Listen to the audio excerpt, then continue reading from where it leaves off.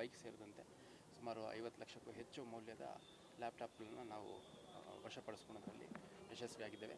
ಮತ್ತು ಭಾಳ ಕಡಿಮೆ ಸಮಯದಲ್ಲಿ ಮತ್ತು ಇಷ್ಟು ಕ್ವಿಕ್ಕರ್ ಇನ್ವೆಸ್ಟಿಗೇಷನ್ನು ಮಾಡಿರೋದ್ರಲ್ಲಿ ನಮ್ಮ ಓಲ್ಡ್ ಹುಬ್ಳಿ ಇನ್ಸ್ಪೆಕ್ಟ್ರು ಸುರೇಶ್ ಹಳ್ಳೂರು ಮತ್ತು ಅವರ ACP ಚಿಕ್ಕಮಠ ಅವರು, DCP ಕ್ರೈಮ್ ಮತ್ತು ಟ್ರಾಫಿಕ್ ಅವರು ಭಾಳ ಸಮಯ ಪ್ರಜ್ಞೆಯಿಂದ ಭಾಳ ತ್ವರಿತವಾದಂಥ ತುರ್ತಾದ ಗುಣಮಟ್ಟದ ತನಿಖೆಯನ್ನು ಮಾಡಿದ್ದಾರೆ ಅಂತ ಹೇಳಿ ಇಷ್ಟ.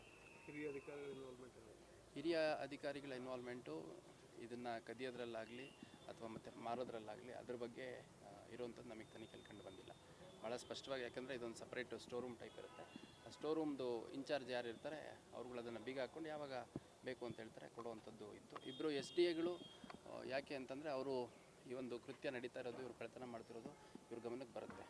ಬಂದಾಗಿಯೂ ಕೂಡ ಅವ್ರ ಕಡೆಯಿಂದ ಸ್ವಲ್ಪ ಹಣವನ್ನು ಇಸ್ಕೊಂಡು ಆಯ್ತು ನೀವು ಮಾಡ್ಕೊಳ್ಳಿ, ಅದಾದಾಗ ನೋಡ್ಕೊಳ್ಳೋಣ ಅನ್ನೋ ಟೈಪ್ ಭರವಸೆಯನ್ನು ಕೊಟ್ಟಿದ್ದಾರೆ. ಹಾಗಾಗಿ ಇಬ್ಬರು SDAಗಳು ಮತ್ತು 4 ಜನ ಕಾಂಟ್ರಾಕ್ಟ್ ಬೇಸಿಸ್ ಮೇಲಿದ್ದಂಥ 6 ಸಿಬ್ಬಂದಿಗಳು ನೇರನವರ ಅವ್ರ ಪಾತ್ರ ಇರುವಂಥದ್ದು ಕಂಡುಬರುತ್ತೆ. ಮತ್ತು ಇಷ್ಟು 100 ಲ್ಯಾಪ್ಟಾಪ್ಸ್ವರೆಗೂ ಸುಮಾರು 6 ತಿಂಗಳಿಂದ ನಡೆದಿರುವಂಥ ಕೃತ್ಯ, ಇದನ್ನು ಗಮನಿಸೋದ್ರಲ್ಲಿ ಹಿರಿಯ ಅಧಿಕಾರಿಗಳು ವಿಫಲರಾಗಿರ್ಬೋದು. ಅದನ್ನು ಸಂಬಂಧಪಟ್ಟ ಇಲಾಖೆಗೆ ನಾವು ತನಿಖೆ ಪ್ರಗತಿಯನ್ನು ತಿಳಿಸಿದಂಥ ಸಂದರ್ಭದಲ್ಲಿ ಅವ್ರೇನು ಕ್ರಮ ತಗೋಬೋದಾಗಿದೆ. 83 ಲ್ಯಾಪ್ಟಾಪ್ ಆಗಿದೆ ಔಟ್ ಆಫ್ 101. ಇನ್ನು ಉಳಿದದ್ದು ಕೂಡ ಅದರಲ್ಲಿ ಏನಾಗಿದೆ, ಇವರು ಆರೋಪಿಗಳು ಹೇಳುವಂಥದ್ದು ಮತ್ತು ಯಾರದನ್ನು ಕೆಲವು ಇದರಲ್ಲಿ ಪ್ರಮುಖವಾಗಿ ಕೆಲವು ಆರೋಪಿಗಳು ಒಬ್ಬನೇ ಆರೋಪಿಗೆ 10, 12, 8 ಈ ಥರ ಎಲ್ಲ ಲ್ಯಾಪ್ಟಾಪ್ಸನ್ನು ಕೊಟ್ಟಿರುವಂಥದ್ದಿದೆ. ಅವ್ರು ಹೇಳೋ ನಂಬರ್ ಇವ್ರು ಹೇಳೋ ನಂಬರಲ್ಲಿ ಸ್ವಲ್ಪ ವ್ಯತ್ಯಾಸ ಇದೆ. ಇವ್ರು ಕೊಟ್ಟಿರೋರು ಹೇಳ್ತಾರೆ ನಾನು 10 ಕೊಟ್ಟಿದ್ದೀನಿ ಅಂತ, ಇಸ್ಕೊಂಡಿರೋನು ಹೇಳ್ತಾರೆ ನನಗೆ 6 ಕೊಟ್ಟಿರೋದು ಅಂತ. ಸೊ ಅವೆಲ್ಲ ಟೆಕ್ನಿಕಲಿ ಕೂಡ ಪತ್ತೆ ಮಾಡಲಿಕ್ಕೆ ಸಾಧ್ಯ ಇದೆ. ಇನ್ನು ಉಳಿದಂಥ ಲ್ಯಾಪ್ಟಾಪ್ಸ್ ಎಲ್ಲಿದ್ದಾವೆ ಅನ್ನೋಂಥದ್ದು ಆದಷ್ಟು ಬೇಗ ಪತ್ತೆ ಮಾಡಲಾಗುತ್ತೆ.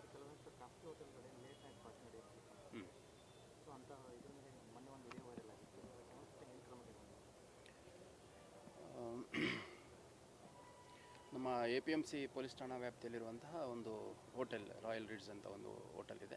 ಆ ಹೋಟೆಲಲ್ಲಿ ನಿಯಮ ಬಾಹಿರವಾಗಿ ಸಮಯ ಏನು as per the permission, licence permission ಇದೆ, ಆ ಸಮಯ ದಾಟಿ ಅಲ್ಲಿ ತಮ್ಮ ಎಸ್ಟಾಬ್ಲಿಷ್ಮೆಂಟನ್ನು ಓಪನ್ ಇಟ್ಟಿರುವಂಥದ್ದು, ಮ್ಯೂಸಿಕ್ ಸಿಸ್ಟಮನ್ನು ಪ್ಲೇ ಮಾಡಿರುವಂಥದ್ದು, ಪಾರ್ಟಿಗಳನ್ನು ಆಯೋಜನೆ ಮಾಡಿರುವಂಥದ್ದು ಮತ್ತು ಎಕ್ಸೈಸ್ ಸೇಲ್ಸ್ ಮಾಡಿರುವಂಥದ್ದು.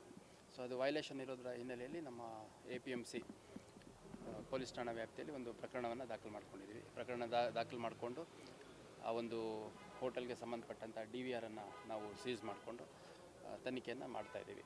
ಅದರಲ್ಲಿ ಮುಖ್ಯವಾಗಿ ನಮಗೆ ಸದ್ಯದ ಮಾಹಿತಿ ಪ್ರಕಾರ ಕಂಡು ಬಂದಿರುವಂಥದ್ದು, ಒಂದು ಅಕ್ಕಪಕ್ಕದವರು ಭಾಳಷ್ಟು ಜನ ಅಲ್ಲಿ ಲೇಟ್ ನೈಟ್ ಕೂಡ ವೆಹಿಕಲ್ಸ್ ಓಡಾಡೋದ್ರಿಂದ ಅಲ್ಲಿ ನಮಗೆ ತೊಂದರೆ ಆಗುತ್ತೆ ಅನ್ನುವಂಥದ್ದು, ಮತ್ತು ಮ್ಯೂಸಿಕ್ ಸಿಸ್ಟಮನ್ನು ಪ್ಲೇ ಮಾಡ್ತಾರೆ, ಅದರಿಂದ ಸುತ್ತಮುತ್ತ ಸೌಂಡ್ ಪೊಲ್ಯೂಷನ್ ಆಗುತ್ತೆ ಅನ್ನುವಂಥದ್ದು. ಅದ್ರ ಜೊತೆಗೆ ಕುಡಿದು ಕಾರ್ಗಳಲ್ಲಿ ಹೋಗಿರೋವಂಥವ್ರು ಕುಡಿದು ವಾಹನ ಚಲಾವಣೆ ಮಾಡ್ತಾರೆ ಅನ್ನೋಂಥದ್ದು. ಈ ಹಿಂದೆ ಒಬ್ಬರು ನಮ್ಮ DCP ಇದ್ದಂಥ ಸಂದರ್ಭದಲ್ಲಿ ಕೆಲವೇ ದಿನಗಳಲ್ಲಿ ಸುಮಾರು 60ಕ್ಕೂ ಹೆಚ್ಚು drunk and driven DD cases ಅಂತ ಹೇಳ್ತೀವಿ, ಅದನ್ನು ಹಾಕಿದ್ದು ಕೂಡ ನಮಗೆ ಬಂದಿತ್ತು. ಅದ್ರ ಜೊತೆಗೆ DVRಗಳಲ್ಲಿ ಭಾಳ ಸ್ಪಷ್ಟವಾಗಿ 2 ಗಂಟೆ 3 ಗಂಟೆವರೆಗೂ ಅಲ್ಲಿ ಪ್ರೋಗ್ರಾಮ್ಗಳನ್ನ ನಡೀಲಿಕ್ಕೆ ಬಿಟ್ಟಿರುವಂಥದ್ದು. ಮತ್ತು ಅಲ್ಲಿ ಲಿಕ್ಕರ್ ಸೇಲ್ ಮಾಡಿರುವಂಥದ್ದು. ಇವಾಗ ಸಪೋಸ್ 11 ಅಥವಾ 12 ಗಂಟೆ ಅವ್ರಿಗೇನು ಪರ್ಮಿಷನ್ ಇರುತ್ತೆ ಅದನ್ನು ಮೀರಿ ಕೂಡ 1.5-2 ಗಂಟೆ ಸಮಯದಲ್ಲೂ ಕೂಡ ಅಲ್ಲಿ ಇರೋವಂಥವ್ರಿಗೆ ಲಿಕ್ಕರ್ ಸರ್ವ್ ಮಾಡಿರುವಂಥದ್ದು ನಮ್ಮ ಗಮನಕ್ಕೆ ಬಂದಿದೆ. ಸೊ ಆ ಪ್ರಕಾರ ನಾವು ಒಂದು ಪ್ರಕರಣವನ್ನು ದಾಖಲು ಮಾಡ್ಕೊಂಡಿದ್ದೀವಿ. KP ಆ್ಯಕ್ಟ್ ಮತ್ತು BNS ಅಡಿಯಲ್ಲಿ ಒಂದು ಪ್ರಕರಣನ ದಾಖಲು ಮಾಡ್ಕೊಂಡಿದ್ದೀವಿ. ಇನಿಷಿಯಲಿ NCದ್ದು ಇದು ಮಾಡಿದ್ರೆ ಅಲ್ಲ, NCದ್ದು FIR ಮಾಡಿದ್ದಲ್ಲ, ಪ್ರಾರಂಭದಲ್ಲಿ ಅದು NC ಕೇಸಾಗಿ, ನಾನ್ ಕಾಗ್ನಿಸಬಲ್ ಕೇಸಾಗಿ ನಾವು ದಾಖಲು ಮಾಡ್ಕೊಂಡು ನಂತರ ಕೋರ್ಟ್ ಪರ್ಮಿಷನ್ ತೊಗೊಂಡು FIR ಮಾಡಿರುವಂಥದ್ದು. ಅದ್ರ ಜೊತೆಗೆ ಅಬಕಾರಿ ಇಲಾಖೆಗೆ ಕೂಡ ಇವ್ರದ್ದೇನು ಟೈಮ್ ವೈಲೇಷನ್ ಆಗಿದೆ ಅದ್ರ ಬಗ್ಗೆ ರಿಪೋರ್ಟನ್ನು ಕೊಡುವಂಥದ್ದು. ಮತ್ತು ಮುಂದುವರೆದು ನಮಗೇನು ಇಲಾಖೆ ಒಳಗಡೆ ಕ್ರಮ ಕೈಗೊಳ್ಳಲಿಕ್ಕೆ ಸಾಧ್ಯತೆ ಇದೆ ಅದನ್ನು ಕೂಡ ಕೈಗೊಳ್ಳಲಾಗುತ್ತೆ. ಇದು ಫ್ಲೈಓವರ್ ಸಂಬಂಧಪಟ್ಟಂತೆ ಹೆಸರೇನೊಂದು ನವೆಂಬರ್ 10ನೇ ತಾರೀಕು ಒಂದು ಫ್ಲೈಓವರ್ ಅಲ್ಲಿ ಕೆಲಸ ನಡೀತಿದ್ದಂಥ ಸಂದರ್ಭದಲ್ಲಿ ಒಂದು ಪೈಪ್ ಕೆಳಗಡೆ ಬಿದ್ದಂಥ ಸಂದರ್ಭದಲ್ಲಿ ನಮ್ಮ ASI ಅವರು ಪೆಟ್ಟಾಗಿ ಆಸ್ಪತ್ರೆಗೆ ಸೇರಿದರು. ನಂತರ ಅವರು ಮೃತ ಹೊಂದಿದ್ರು. ಆ ಒಂದು ಪ್ರಕರಣದಲ್ಲಿ ಒಟ್ಟು 11 ಜನರನ್ನು ನಾವು ಅರೆಸ್ಟ್ ಮಾಡಿದ್ವಿ. ಮುಂದುವರೆದು ಇನ್ನೊಬ್ಬ ವಿಕಾಸ್ ಶರ್ಮಾ ಅನ್ನುವಂಥವನು, ಇವನು ಮೂಲತಃ ಹರಿಯಾಣ ರಾಜ್ಯಕ್ಕೆ ಸೇರಿದಂಥವನು. ಇವನು ಈ ಒಂದು ಪ್ರಕರಣದ ಪ್ರಮುಖ ಸ್ಟೇಕ್ ಹೋಲ್ಡರ್, ಅಂದರೆ ಅವನು ಮೂಲ ಯಾರು ಜಂಡು ಕನ್ಸ್ಟ್ರಕ್ಷನ್ಸ್ ಇದ್ದರು ಅವರಿಂದ ಇವನು ಫರ್ದರ್ ಇವನಿಗೆ ಅದನ್ನು ಅವರು ಡೆಲಿಗೇಟ್ ಮಾಡಿದರು ಅನ್ನೋಂಥದ್ದು. ವಿಕಾಸ್ ಶರ್ಮಾ ಅನ್ನೋಂಥವನ್ನ ವಶಕ್ಕೆ ತೊಗೊಂಡು ವಿಚಾರಣೆಗೆ ಒಳಪಡಿಸಿ ಅವನದು ಲೋಪ ಕಂಡು ಬಂದ ಹಿನ್ನೆಲೆಯಲ್ಲಿ ಅವನ್ನ ಅರೆಸ್ಟ್ ಮಾಡಲಾಗಿದೆ. ಉಳಿದ ಆರೋಪಿಗಳೇನಿದ್ದಾರೆ ತಲೆಮರೆಸ್ಕೊಂಡಿದ್ದಾರೆ.